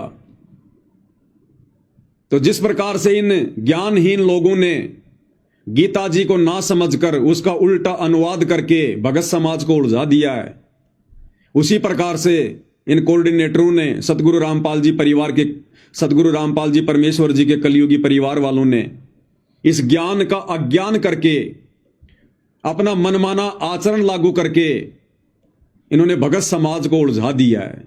काल प्रेरणा से धीरे धीरे ज्ञान का ज्ञान करने में लगे हुए हैं। इसलिए परमेश्वर ने हमें यह तत्व ज्ञान युक्त सत्संग दिए कि बच्चों, ये सत्संग तुम्हारे लिए टॉर्च का काम करेंगे, टॉर्च का काम। इस ज्ञान की रोशनी में तुमने स्वयं निर्णय करना है, नीर खीर का निवेरा करना है कि हमने गुरुदेव के द्वारा दिखाए गए मार्ग पर चलना है या काल प्रेरणा से गुरुदेव के कलयुगी परिवार के द्वारा हमें जो कुमार्ग दिखाया जा रहा है हमने उसके ऊपर चलना है। तो इस प्रकार से भाई और बहनों, हमने सत्संगों का निष्कर्ष निकालना पड़ता है। अब यह संगत भाई और बहनों भ्रमित हुई कैसे? कारण एक ही है, ज्ञान को अच्छे से ना समझना। सत्संग को सुन के उसके ऊपर चिंतन मनन ना करना, यह सबसे बड़ी कमजोरी रही हमारी। तो गुरुदेव भगवान हमें क्या समझा रहे हैं एक सत्संग के माध्यम से? ठीक उसी प्रकार वर्तमान में यह लाखों की संगत भ्रमित हो चुकी है। जिस प्रकार से श्री ब्रह्मा जी की उस क्रिया को देखकर उसके वंशज भ्रमित हो गए, ब्राह्मण भ्रमित हो गए, और फिर उन ब्राह्मणों को देखकर बाकी समाज भ्रमित हो गया। उसी प्रकार आज वर्तमान में गुरुदेव के कलयुगी परिवार को देखकर कोऑर्डिनेटर भ्रमित हो गए, और फिर इन कोऑर्डिनेटरों को देखकर बाकी संगत भ्रमित हो गई। अब गुरुदेव भगवान हमें क्या समझा रहे हैं इस सत्संग में? इस सत्संग में गुरुदेव भगवान हमें कह रहे हैं कि जब ब्रह्मा जी उत्पन्न हुआ कमल के फूल पर, उसके बाद समुद्र मंथन में ब्रह्मा जी को 4 वेद दिए गए। ब्रह्मा जी ने 4 वेदों को पढ़ा, और 4 वेदों को पढ़कर ब्रह्मा जी ने एक ओम मंत्र सेलेक्ट कर लिया। बिल्कुल सही था, क्योंकि वेदों के अनुसार ओम मंत्र ही सत्य है। वेदों में केवल काल तक की साधना का वर्णन है, ओम नाम ही है। अब इस ब्रह्मा जी ने ओम नाम तो ले लिया वेदों से, और उसके बाद इसको आकाशवाणी हुई काल की कि तप करो तप करो, तपो तपो कर वाक्य सुनाया, लोक रचो बल मेरी माया। अब यहां ब्रह्मा जी फेल हो गया, यहां ब्रह्मा जी कंफ्यूज हो गया, और ब्रह्मा जी ने उस आकाशवाणी को परमात्मा की आकाशवाणी समझकर तप भी करना शुरू कर दिया, जबकि परमात्मा का विधान तो वेदों में है। तो ब्रह्मा जी ने वेदों के अनुसार तो ओम नाम की साधना शुरू कर दी, और उस आकाशवाणी को परमात्मा की आकाशवाणी मानकर, जो काल की आकाशवाणी थी, वेदों के विरुद्ध उसने तप करना शुरू कर दिया, क्योंकि तप करना वेदों में कहीं नहीं लिखा हुआ। अब ब्रह्मा जी की इस क्रिया को देखकर उसके वंशजों ने, मनु आदि ने यही प्रक्रिया करनी शुरू कर दी, और उन ब्राह्मणों को देखकर फिर आम समाज के लोगों ने शुरू कर दी। अब यही हालत वर्तमान में परमेश्वर रामपाल जी की सतलोक आश्रमों से जुड़ी हुई संगत की हो गई। हम सभी भगत भाई बहनों ने शास्त्र अनुकूल सत भक्ति परमेश्वर रामपाल जी के सत्संगों से करनी शुरू कर दी। जिस प्रकार वेदों से ब्रह्मा जी ने ओम नाम लेकर सत भक्ति करना शुरू किया, तो सत भक्ति शास्त्र अनुकूल साधना तो हम भगत भाई बहनों ने गुरुदेव के सत्संग सुन सुन के उनसे उपदेश लेकर करनी शुरू कर दी। बिल्कुल ओके। अब गुरुदेव भगवान के जेल जाने के बाद में हिसार जेल से जो ऑडियो बताई गई, जो वीडियो बताए गए, जो लेटर निकाले गए, या कोऑर्डिनेटरों के द्वारा जो पीले पर्चे निकाले गए, उस आकाशवाणी ने भगत समाज को भ्रमित कर दिया। जिस प्रकार ब्रह्मा जी को काल ने आकाशवाणी करके वेदों के विरुद्ध साधना शुरू करवा दी। एक तरफ तो ब्रह्मा जी वेदों के अनुसार सत्साधना कर रहा है, और दूसरी तरफ उस आकाशवाणी के अनुसार मनमाना आचरण कर रहा है। तो इसी प्रकार बरवाला कांड के बाद में भगत समाज कंफ्यूज हो गया ब्रह्मा जी की तरह। एक तरफ तो सतगुरु रामपाल जी के द्वारा बताई गई सत्य साधना कर रहा है, और दूसरी तरफ बरवाला कांड के बाद इन कोऑर्डिनेटरों के बहकाव में आकर, गुरुदेव के कलयुगी बेटा बेटी भाई बंधु रिश्तेदारों के बहकाव में आकर राजनीति भी शुरू कर दी, गुंडों की सीबीआई जांच शुरू कर दी, आन उपासना शुरू कर दी, मनमाना आचरण शुरू कर दिया, देखा देखी शुरू कर दी। ये इन्होंने मनमाना आचरण शुरू कर दिया। तो आज इस बेचारी नादान संगत की स्थिति ब्रह्मा जी की जैसी होगी, ब्रह्मा जी की जैसी। एक तरफ तो वेदों के अनुसार सत्साधना, एक तरफ तो गुरुदेव के सत्संगों के अनुसार सत्साधना, दूसरी तरफ काल की आकाशवाणी को परमात्मा की आकाशवाणी मान के मनमाना आचरण तप करना। तो दूसरी तरफ बरवाला कांड के बाद गुरुदेव के कलयुगी परिवार के पीले पर्चों के अनुसार नकली ऑडियो वीडियो जो एआई से बनाई जाती है उनके अनुसार राजनीति करना, गुंडों की सीबीआई जांच, स्टेडियम बनाना, आश्रम में हॉस्पिटल बनाना, दुनिया भर का आश्रम में पाखंड शुरू कर देना, आन उपासना करना, भंडारे लगाना, परशुराम की जयंती में जाना, ये शुरू कर दिया संगत ने। तो इस प्रकार से आज पूरी की पूरी संगत जो इन आश्रमों से जुड़ी हुई है, इनकी स्थिति श्री ब्रह्मा जी जैसी होगी, श्री ब्रह्मा जी जैसी। क्योंकि इन्होंने सत्संगों को आधार नहीं बनाया, और हम सत्सेवक भाई बहनों ने सत्संगों को आधार बनाया। हमें ये श्लोक वगैरह सब याद थे, हमें गुरुदेव के आशीर्वाद से ये बातें ध्यान रही कि भैया ब्रह्मा जैसी गलती हम नहीं करेंगे, कि एक तरफ तो सत्साधना भी कर रहे हैं और दूसरी तरफ मनमाना आचरण भी कर रहे हैं। तो ये परमेश्वर की हम सत्सेवकों पर एक विशेष मेहर, एक विशेष रजा रही परमात्मा की। अब भाई और बहनों, अगले सत्संग में गुरुदेव भगवान क्या कह रहे हैं? अगले सत्संग में गुरुदेव भगवान कह रहे हैं कि डॉक्टर तो मरीज को, यदि कोई शुगर का मरीज है तो डॉक्टर तो भैया उसको भूल कर भी चीनी खाने की सलाह नहीं देगा, मीठा खाने की सलाह नहीं देगा, चाहे वो कितना ही कुछ कहे। शुगर के मरीज को डॉक्टर कभी भी मीठा खाने की सलाह नहीं देगा। चाहे उसको अच्छा लगे चाहे उसको बुरा लगे। हां, कोई बाहर का व्यक्ति जो उसकी जान का दुश्मन है वो जरूर उसको शुगर दे देगा, चीनी दे देगा, मीठा दे देगा और बहुत अच्छी वस्तु बताकर देगा, तेरा रोग जल्दी कटेगा। एक बार सुन लीजिए गुरुदेव भगवान के मुख कमल से क्या कह रहे हैं परमात्मा। से कोई रोगी है, शुगर का मरीज, और वो मांगता है कि मुझे कुछ चीनी खाने दो, चीनी दे दो डॉक्टर जी। और डॉक्टर नहीं जो उसको शुगर चीनी दे देगा, मांगता रहेगा। हाँ, उसको मारना ही है तो ठीक है, ले भाई चीनी खा ले। हाँ, डॉक्टर नहीं देगा, बाहर जाकर किसी से मांगोगे वो दे देगा आपको आदेश, भाई मांग रहा है दे दे, वो आपकी जान का शत्रु बन जाएगा। तो भाई और बहनों, गुरुदेव भगवान अध्यात्म के डॉक्टर हैं। आप और हम जन्म मरण के रोगी हैं। आप और हमें शुगर का रोग है, जन्म और मरण का। अब गुरुदेव भगवान तो भाई और बहनों हमें वो कर्म बताएंगे नहीं जिन कर्मों से हमारी मर्यादा बिगड़े। हम शुगर के पेशेंट हैं, गुरुजी डॉक्टर हैं। गुरुजी हमें सलाह नहीं देंगे कि तुम राजनीति करो, किसी भी कीमत पर नहीं सलाह देंगे कि तुम गुंडों के सीबीआई जांच का समर्थन करो। संतों का और गुंडों का क्या मेल। तुम हरियाणा के जाट आरक्षण में जाकर बैठो, अपना समय और समय से बर्बाद करो। गुरुजी आदेश नहीं देंगे। शुगर के मरीज को चीनी खाने की सलाह डॉक्टर नहीं देगा। तो ये जितने भी मर्यादा विरुद्ध जो कर्म 2014 बरवाला कांड के बाद संगत से करवाए गए हैं, ये उन लोगों के द्वारा करवाए गए हैं जो भगत समाज की जान का शत्रु है, दुश्मन है। कौन? काल। अब काल खुद तो आके चीनी खिलाएगा नहीं, मर्यादा तुड़वाएगा नहीं, वो कुप्रेरणा करके इन आश्रम वालों में, क्योंकि ये मर्यादा तोड़कर बैठे हुए हैं। तो गुरुदेव कह रहे हैं कि डॉक्टर तो भैया किसी भी कीमत पर शुगर के मरीज को चीनी खाने की सलाह नहीं देगा।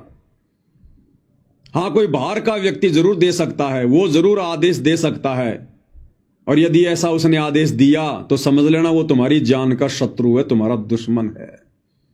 तो भाई 2014 के बाद इस नादान संगत को नकली डॉक्टर बनकर और जो ये चीनी खाने का आदेश दिया है, राजनीति करने का, स्टेडियम बनाने का, आश्रम में हॉस्पिटल बनाने का, आश्रमों पे आश्रम बनाने का, अनमोल समय और श्रम से बर्बाद करवा दी गई भक्तों की, आरक्षणों में बैठने का, गुंडों की सीबीआई जांच का समर्थन का, अयोध्या में भंडारा लगाने का, जाटों की धर्मशाला बनाने का, सुदामा के महल बनाने का, अन्नपूर्णा मुहिम के तहत गांव गांव जाकर राशन बांटने का, परशुराम की जयंती में जाने का, तो समझ लो वो हमारी जान के पक्के दुश्मन है, पक्के दुश्मन। ये गुरुदेव के सत्संगों का निष्कर्ष है। ये सत्संग परमात्मा ने मनोरंजन के लिए नहीं किए। परम संत के सत्संग यानी एक तीर से कई निशाने होते हैं, कई निशाने। परमात्मा कथा क्या कह रहे हैं और उसके माध्यम से समझाना क्या चाहते हैं। तो संगत ने सत्संगों को आधार नहीं बनाया। ये तत्वदर्शी संत के सत्संग हैं। ये प्रेमानंद जी की मीठी मीठी बातें नहीं है, राधे राधे नहीं है। ये गूढ़ ज्ञान युक्त हैं, रहस्य युक्त हैं, कोड वर्ड में हैं। समय आने पर इनका इस्तेमाल करना पड़ता है, कौन सी बात कहां फिट होती है। तो भगत समाज को विचार कर लेना चाहिए कि हमारे शत्रु 2014 के बाद ये उल्टे कर्म करवाकर गुरुदेव का कलयुगी परिवार बना हुआ है, या फिर गुरुदेव भगवान हमारे शत्रु हैं। ये गुरुदेव के ज्ञान आधार से मैच कर लेना भाई, और अपना बचाव कर लेना, नहीं तो माफी नहीं है। अब गुरुदेव भगवान ने क्या बताया भाई और बहनों, इस ज्ञान को अच्छे से समझने के बाद में, जैसे वर्तमान में जो स्थिति आप और हम सभी सत्सेवक भाई बहनों की हो चुकी है, गुरुदेव के इस अमर वचन के अनुसार, सत्संग के अनुसार, गुरुदेव ने क्या बताया कि गीता जी अध्याय 8 श्लोक 1 में अर्जुन ने ब्रह्म से पूछा कि आपने अध्याय 7 के श्लोक नंबर 29 में जिस आपने जिस तत्व ब्रह्म की बात की है, सच्चिदानंद घन ब्रह्म की बात की है, वो कौन है? तो उसका जवाब गीता अध्याय 8 श्लोक नंबर 3 में दिया कि वो सच्चिदानंद घन ब्रह्म है, वो कबीर परमेश्वर है, वो कबीर वाणियां हैं, सच्चिदानंद घन ब्रह्म की वाणियां हैं जिनमें सारे धर्म और उन कर्मों की जानकारी है कि वो तत्व ब्रह्म कौन है, कि वो सच्चिदानंद घन ब्रह्म है।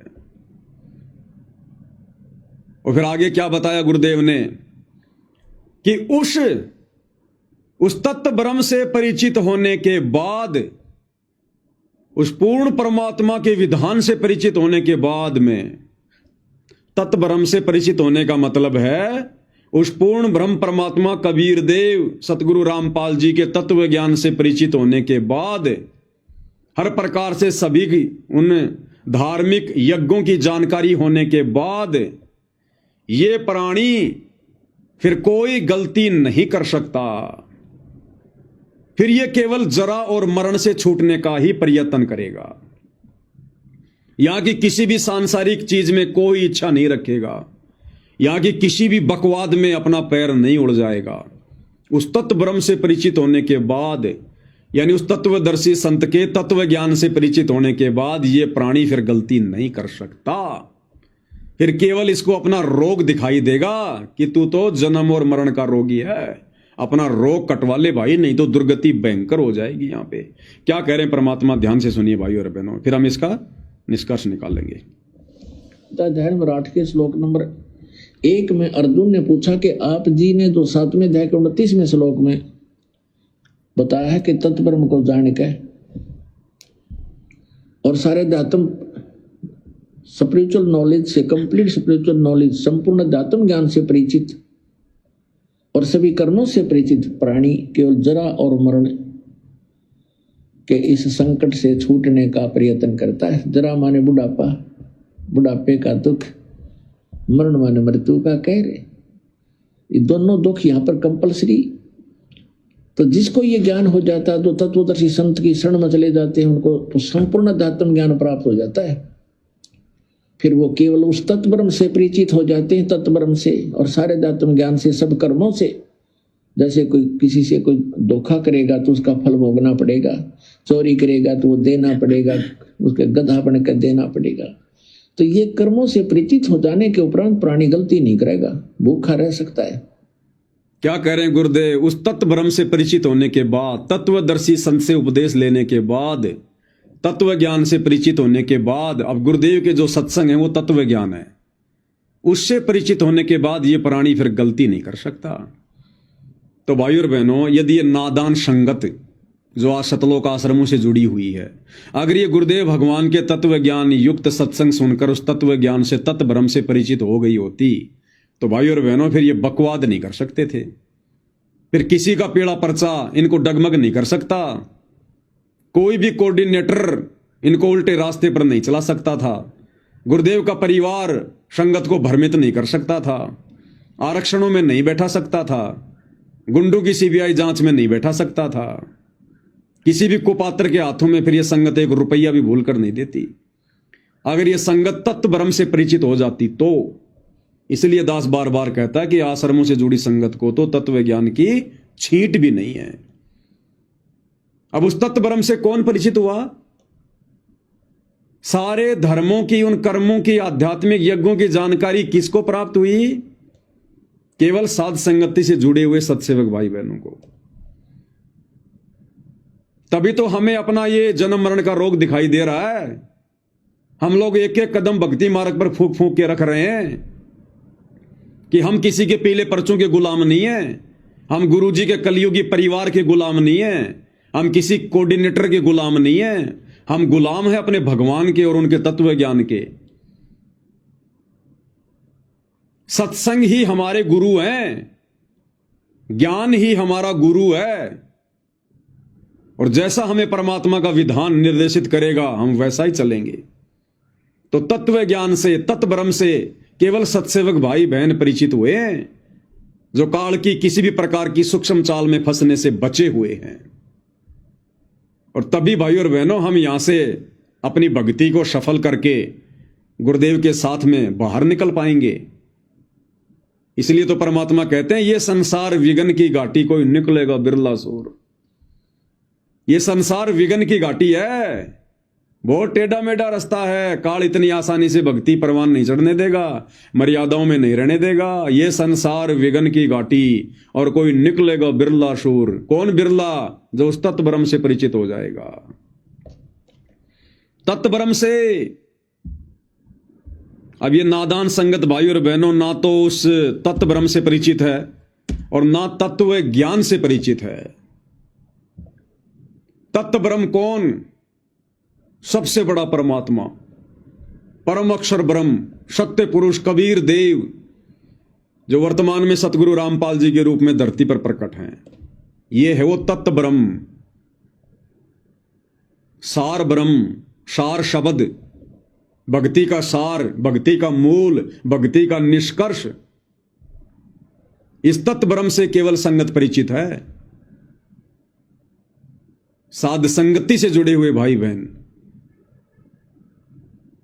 और इसी कारण से हम भाई बहनों ने अपने गुरुदेव भगवान के अलावा किसी अन्य को परमात्मा मानने से बिल्कुल इनकार कर दिया। हमारे हृदय में, हमारे दिलो दिमाग में, हमारे घर में, हमारे घट में हमारे पूज्य गुरुदेव भगवान के अलावा दूसरा कोई तत्व ब्रह्म नहीं है। हमारे खुद के भाई बहन हमारे को भ्रमित करना चाहते हैं, हमें डगमग करना चाहते हैं काल प्रेरणा से। काल खूब कोशिश करवा रहा है। एक वो 25 मिनट की इन्होंने एआई से फिल्म बनाई, संत और परमात्मा का अद्भुत मिलन। वो काल ने इसीलिए तो बनवाई कि साथ संगत वालों को भ्रमित किया जाए, और ऑलरेडी जो लोग आश्रमों में आते हैं जो भ्रमित हैं उनको और ज्यादा भ्रमित किया जाए और गुरु को परमात्मा ना मानने दिया जाए। और आज उस वीडियो को देखने के बाद में सतलोक आश्रमों से जुड़ी हुई संगत अपने दिलो दिमाग में इस बात को गांठ बांध चुकी है कि सतगुरु रामपाल जी परमात्मा नहीं है। सतगुरु रामपाल जी तो 1997 में सतलोक चले गए, उनको तो कबीर जी ने सतलोक भेज दिया। अब तो संत रामपाल जी के चोले में कबीर जी हैं, यानी सत रामपाल जी परमात्मा नहीं है, संत रामपाल जी के रूप में कबीर जी हैं। काल ने उस फिल्म के माध्यम से संगत के ऊपर बहुत गहरा अपना शिकंजा कस डाला और सात संगत वालों को भ्रमित करने की कुचेष्टा थी ये। लेकिन सात संगत वालों को तो परमात्मा ने पहले से ही तत्व ब्रह्म से परिचित करवा दिया कि तुम्हारे गुरु के अलावा दूसरा कोई कबीर नहीं है, कोई तत्व ब्रह्म नहीं है। और आज इसी दिशा में भाई और बहनों, आप सभी सत्सेवक भाई बहनों के विश्वास को और अधिक दृढ़ बनाने के लिए आज ऐसा एक और ठोस प्रमाण गुरुदेव के सत्संग से, जो आज से पहले किसी भी भगत भाई बहन ने नहीं सुना होगा, नहीं देखा होगा, सत्संग जरूर सुना होगा लेकिन हमारे दिमाग में वो बात नहीं आई होगी जो गुरुदेव बोल गए। हम लोग बार बार क्या कहते हैं भाई और बहनों कि परमेश्वर अपनी जुबान का पक्का है। कल आपको वीडियो में भी दिखाया था जिसमें गुरुदेव कह रहे थे कि परमात्मा जुबान का पक्का है, उसका विधान कभी डगमग नहीं होता, उसके नियम, उसकी मर्यादा अटल हैं। साध वचन पलटे नहीं, पलट जाए ब्रह्मांड। और 650 साल पहले उसी जुबान के पक्के परमात्मा कबीर जी ने धर्मदास जी के माध्यम से कबीर सागर लिखवाया। और क्या वाणी लिखवाई कि 12वें पंथ हम ही चल आवें, सब पंथों को मिटाकर एक पंथ चलावें।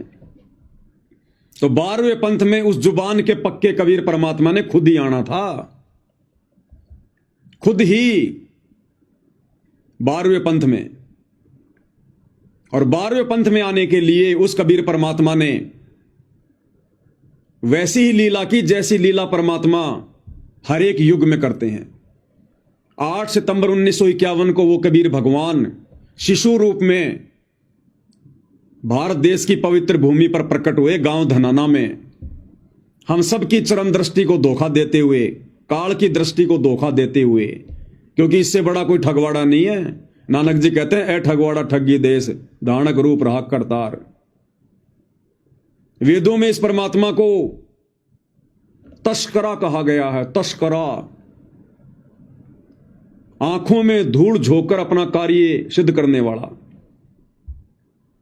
तो 8 सितंबर 1951 को यह परमात्मा धरती पर सह शरीर प्रकट हुए, क्योंकि स्वयंभू परमात्मा है। ना सतगुरु जननी जने जाके माना बाप, पिंड ब्रह्मण से रहित है ना वहां तीनों ताप। सतगुरु कभी किसी मां से जन्म नहीं लेता।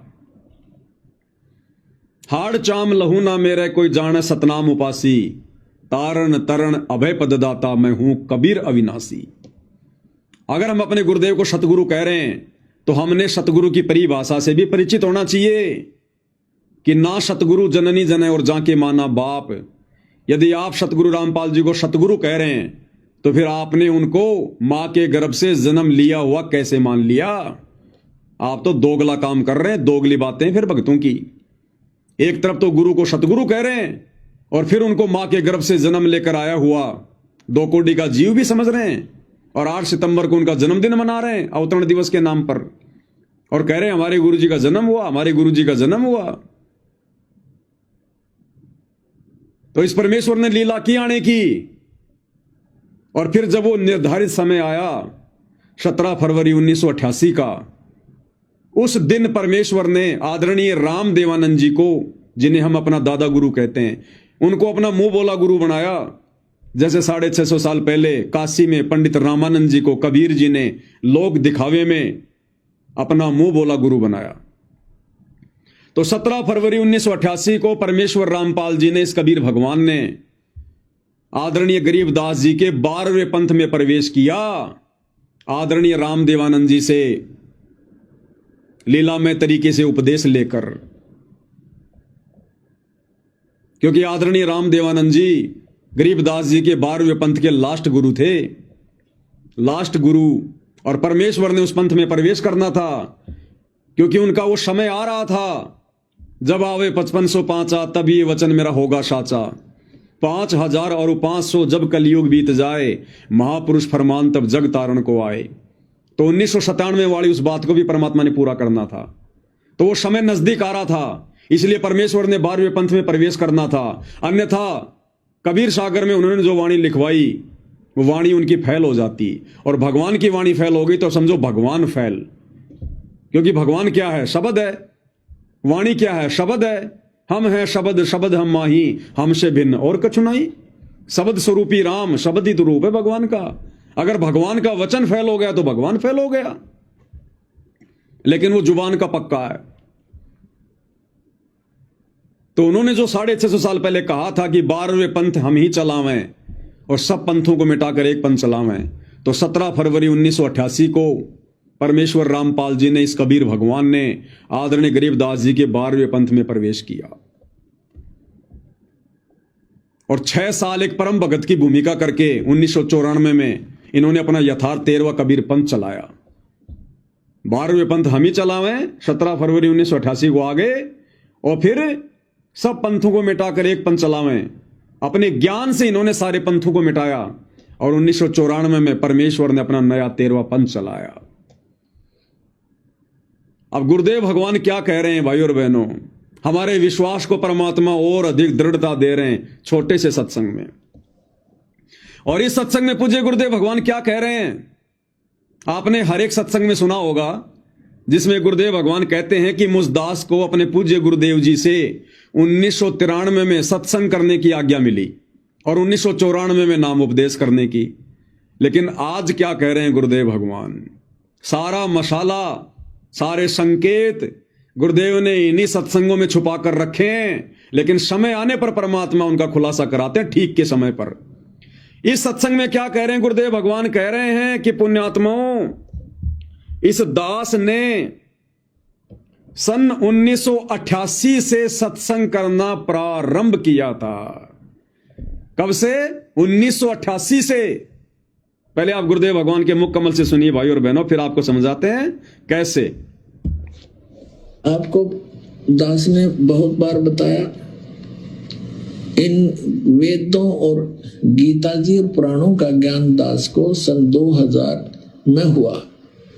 उससे पहले सन 1988 से सन 2000 तक 12 वर्ष तक इस दास ने इस गरीबदास साहिब जी की वाणी के आधार से सत्संग किया।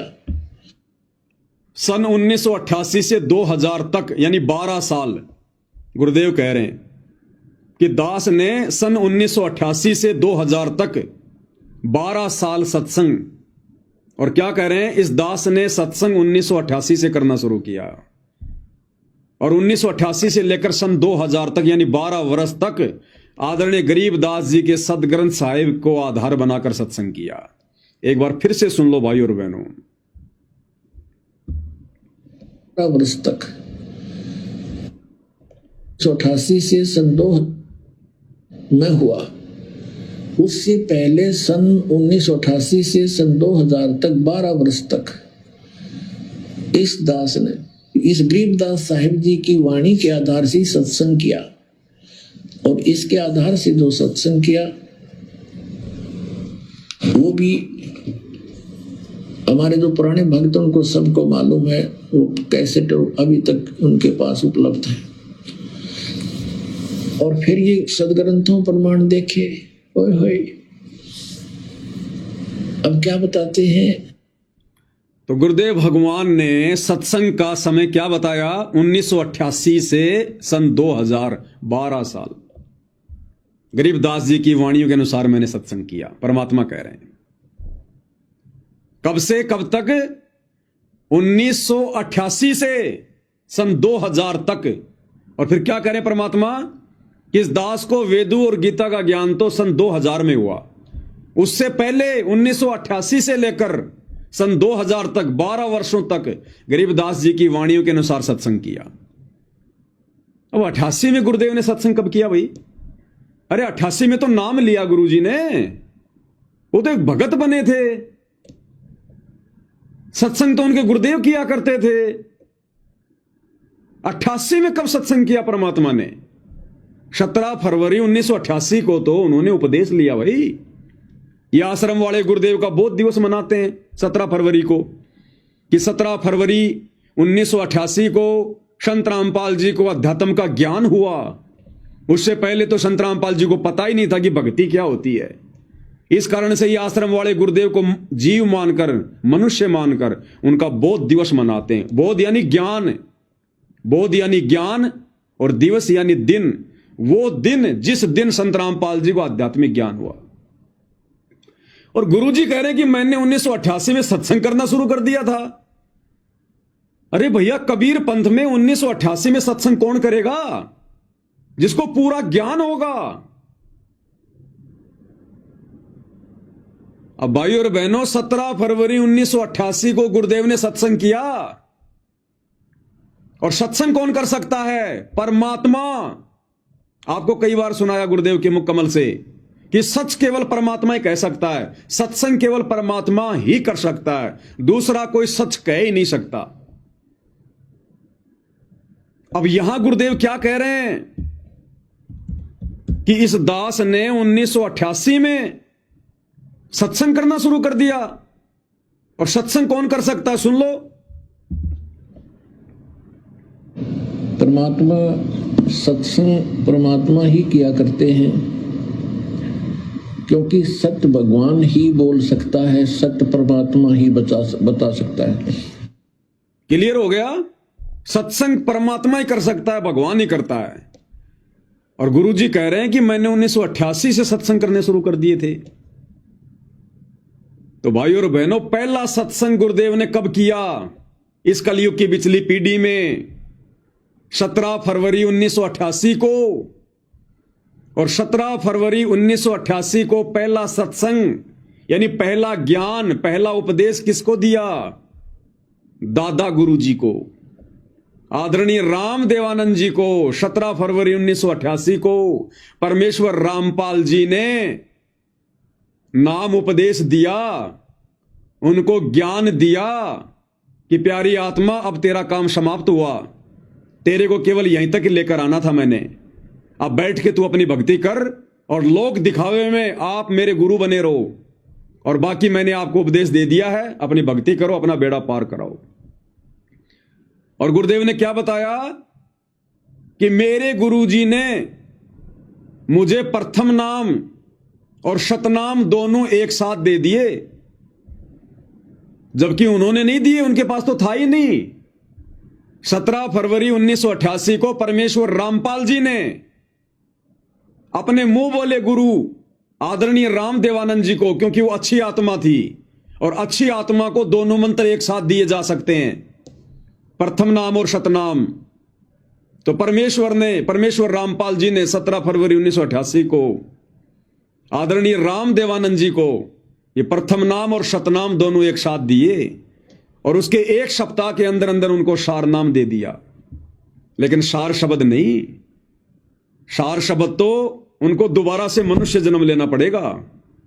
गुरु का गुरु बन के कभी कोई पार नहीं हो सकता। यहां से गुरु की भूमिका निभा के कोई पार नहीं हो सकता। 650 साल पहले पंडित रामानंद जी ने कबीर जी के गुरु की भूमिका निभाई, पार हो गया, दोबारा से जन्म लेना पड़ा। तो 1988 में पहला सत्संग गुरुदेव भगवान ने 17 फरवरी के दिन, जिस दिन को ये नादान सतलोक आश्रम वाले गुरु को मानुष मानकर और बौद्ध दिवस के रूप में मनाते हैं, हम सत्सेवक भाई बहन नहीं मनाते, कभी नहीं मनाया। हम तो इनको भी मना करते हैं उल्टा कि क्यों मूर्खता कर रहे हो, कल को पछताना पड़ेगा। अरे जगत गुरु वो होता है जो पूरे संसार को ज्ञान दे, और जगत गुरु का कभी बौद्ध दिवस नहीं मनाया जाता। दूसरे से ज्ञान लेकर कभी कोई जगत गुरु नहीं बनता।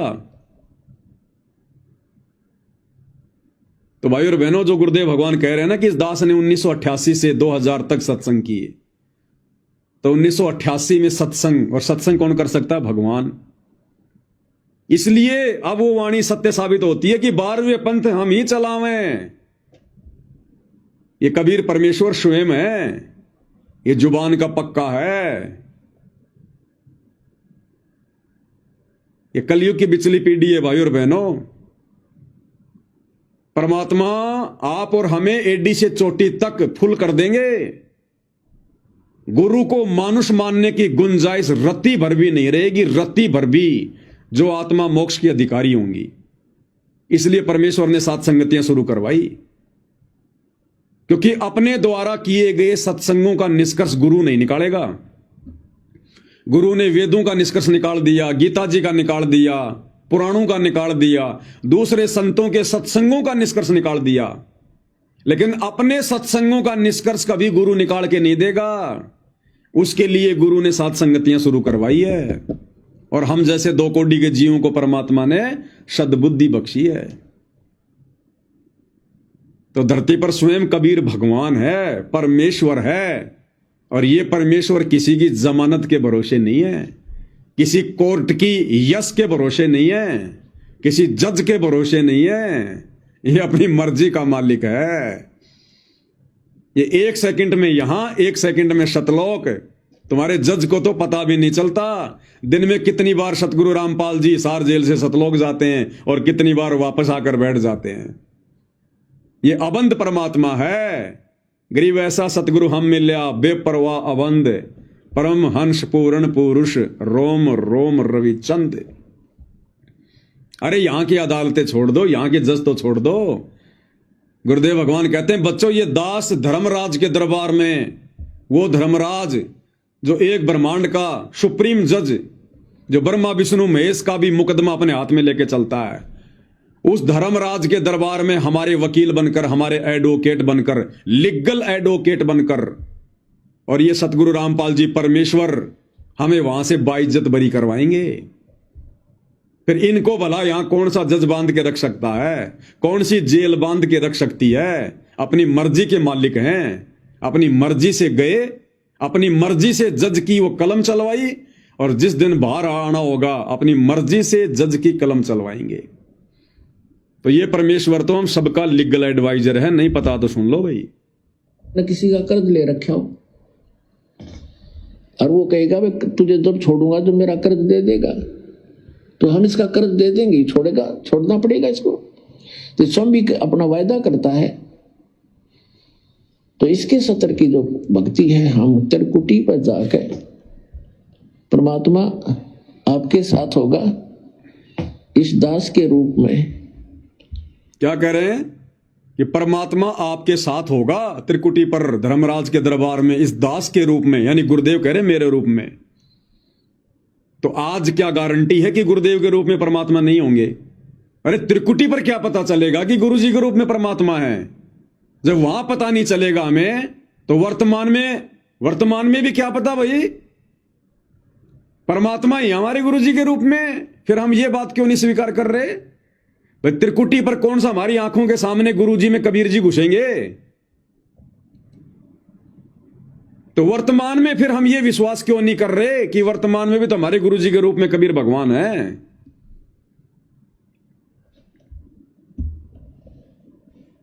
आपके सारे अकाउंट कराएगा।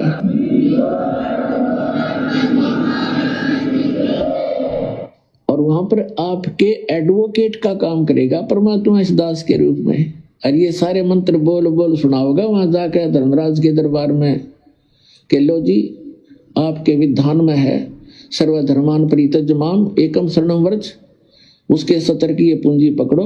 फिर वो बोलते नहीं, उनको वो विवश होकर के वह पूंजी जमा करनी पड़ती है, क्योंकि लीगल एडवाइजर साथ होता है, वो होता है भगवान खुद ही, और उनको मालूम हो जाता है। तो इस प्रकार पुण्यात्माओं किसी भी ऑफिस में आप जाते हो और आपका एडवोकेट साथ हो, तो वो आधे वैसे डिप्रेस हो जाते हैं कि जानकार आदमी है, वो अटपट करोगे तो तुम्हारी फिर बात बिगड़ जाएगी। तो इसलिए गुरु की आवश्यकता आपको अंतिम श्वास तक पड़ेगी। और गुरु पूरा गुरु हो। अब भाई और बहनों, यहां के जजों को तो भारत देश के संविधान का भी पूरा ज्ञान नहीं होता। सुप्रीम कोर्ट के जज को भारत के संविधान का भी पूरा ज्ञान नहीं होता, उसको भी देखना पड़ता खोल खोल के। और फिर पूरी दुनिया में कितने देश, कितने संविधान, और फिर 5 करोड़ पृथ्वियां तो अकेले स्वर्ग में हैं, वहां के कितने जज होंगे, कितना संविधान होगा। और इस परमेश्वर रामपाल जी के आगे वो एक ब्रह्मांड का, तीनों लोगों का सुप्रीम जज धर्मराज भी थर थर कांपता कि भाई जानकार आदमी है, ये भगवान है, अगर जरा भी अटपट कर दी तो मामला बिगड़ जाएगा, इनसे बढ़कर कानून का जानकार और कोई नहीं है। तो भाई और बहनों, ये परमात्मा किसी जज के दबाव में बैठे हैं क्या?